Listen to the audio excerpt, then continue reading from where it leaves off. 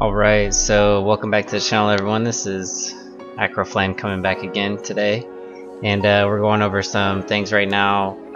New video to take a look at, so please like, comment, subscribe, hit the notification bell so that we all can be updated every time that I make a video.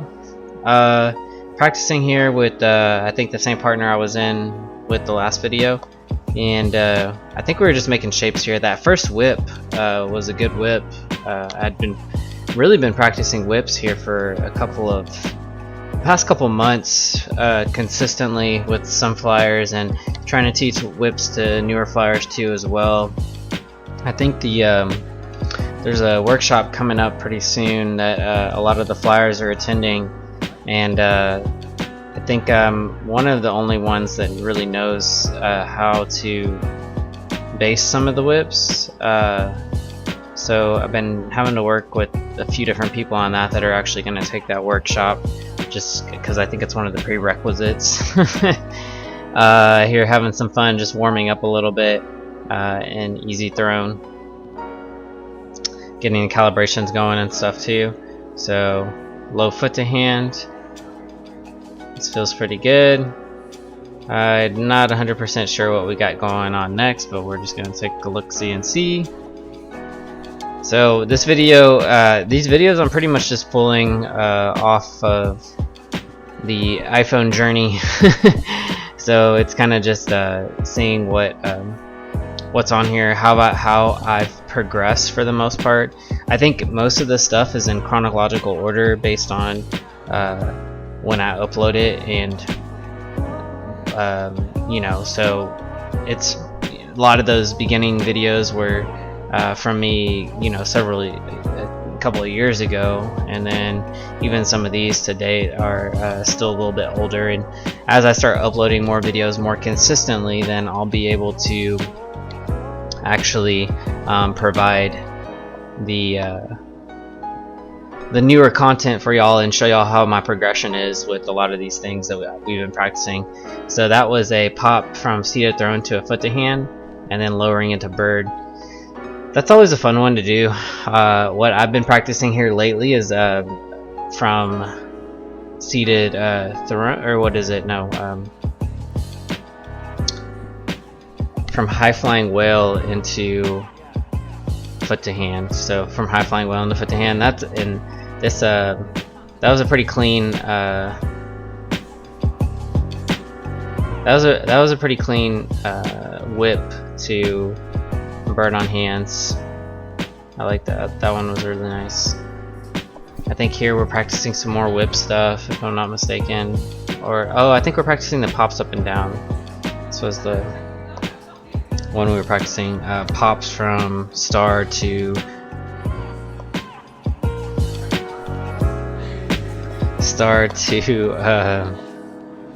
straddle bat and back. So one of the things that I always try to tell flyers during this is hold your shape. Oop, we're trying our tempo pops here with our mat back there. So you know, it's always good to have some of those big safety mats there too as well. I've actually gotten one. You know, it's a little bit heavier than I thought it was going to be, but it's still good, just safety precautions that we need in order to be safe during acro. So I think I might have a link in the description box for that as well too, if y'all are interested. But if y'all are just getting started on y'all's acro journey and y'all want to see some of the things that we use, you can check the links in the description box below. These are a lot of fun. These tempo pops from straddle bat to star and back. They're nice tempo pops. It's just up and down, up and down. And what happens is the flyer really has to push really hard through their arms to kind of elevate themselves into the air. So, and if they need to be able to at least press into star for that, and almost lift their hips on their own going into that as well too.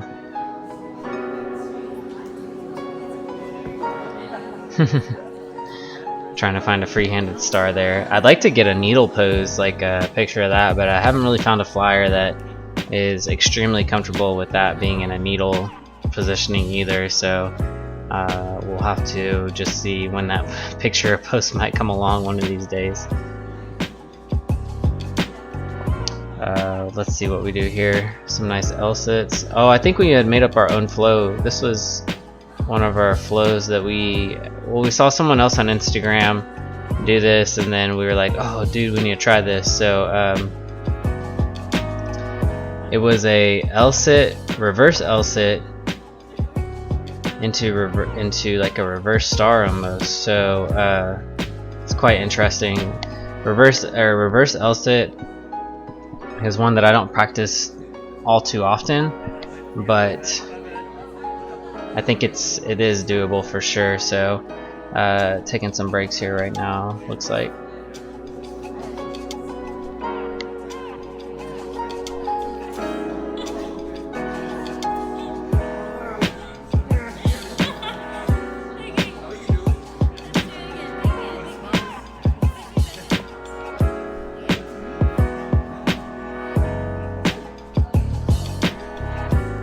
I'll probably have to cut this part out, it's a little long, lengthy here.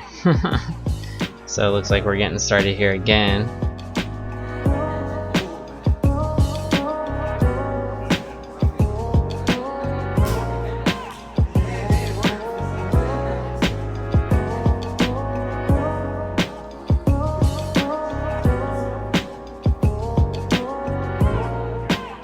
Oh, we're going into a reverse star, so that's pretty cool. The L-sit to seated back into a reverse star, that one's pretty nice there as well. I haven't done this flow in a while, to be honest. I think having some issues here going into back in the throne, I guess.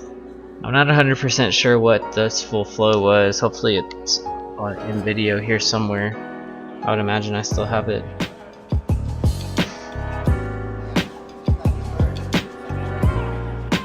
Okay, so L-sit to a reverse star, I think.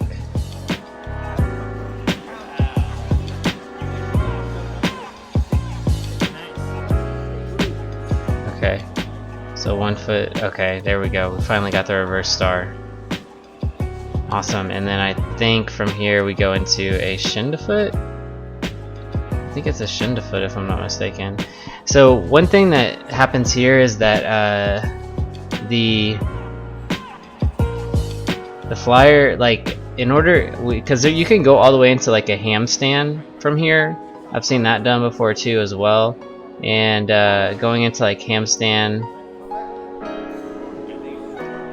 you have to bring the flyer really far over the hips for that to happen, I think, as well too. Here I think, oh. So first line of defense for the flyer, I let them land on me first of all. So hey, accidents happen sometimes, you know, but as long as we can forgive each other and know that what we did wrong or how we can fix it next time, right? We're doing 420 here, 420 turn. 420s are a lot of fun. They're pretty challenging though. Starting to get better at them. But it's just those take a while to actually learn the process of how the foot turns and then how the other foot turns. It's really kind of like a pigeon toed, or yeah, it's kind of like pigeon toeing the whole way through it. Pretty challenging though, and looks like we got one full rotation there. We're gonna try it a second time here. The pigeon toe happens, sit up on the thut, sit up on the foot, okay. And then one last rotation. It's just a 180 spin, so it's a 180 spin on one foot. Looks like we got it 2 times there, so definitely getting a lot better at these, staying consistent.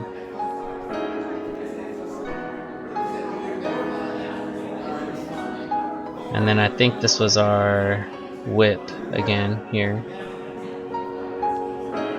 Whip into bird on hands. Woo! Could have been smoother, but I actually haven't practiced. The flyer here, she's really good at whips. I hadn't practiced with her in a while, but me and her have been getting really good at our hand-to-hands too. So I'm gonna have to do a video on that one as well. That was not a good whip at all, but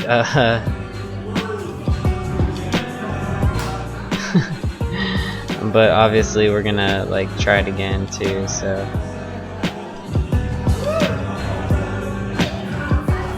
I'll probably end up cutting some of this part out, but so far so good.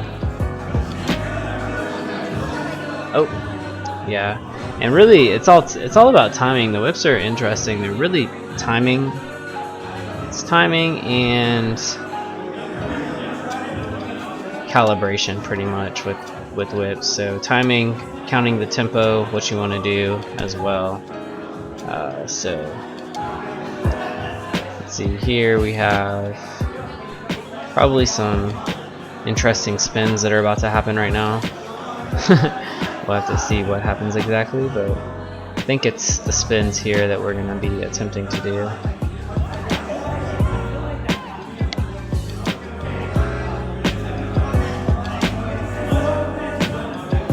I think this is our 420 if I'm not mistaken.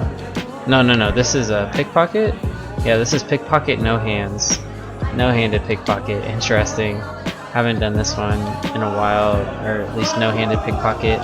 It's a little bit more challenging than expected, but the flyer has to use their arms to like push up from the legs. It's super challenging.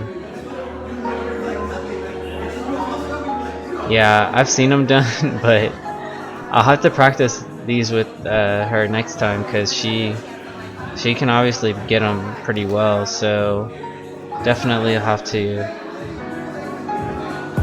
practice these with her next time for sure, or at least even remind her that we actually did them, because I don't know if she remembers us doing no-handed pickpockets. But this is a pickpocket variation. This is clumsy pickpocket because the hands are connected, and I believe when we're doing free hands, it's free-handed pickpocket is just a normal pickpocket. But with hands, it's called clumsy pickpocket. If I have my acro terminology right.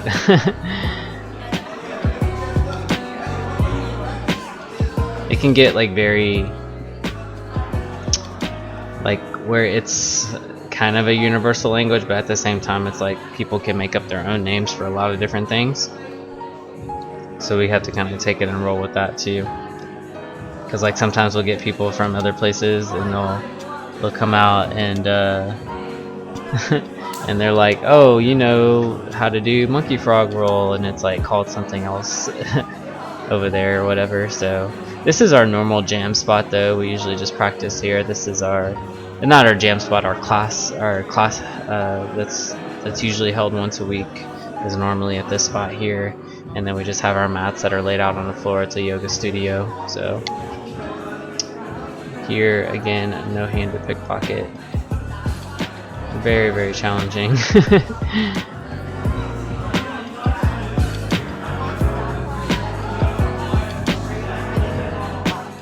It's interesting because like now that I'm uploading a lot of these videos, I really don't have much room on my phone, so I'm gonna have to go in and timestamp each one of these sections of the video so that way I can remember exactly where they're at. And that's the plan, is to go back and probably restamp some of the older videos too, and kind of just get an idea of where I was at with those videos. But a lot of like short clips too,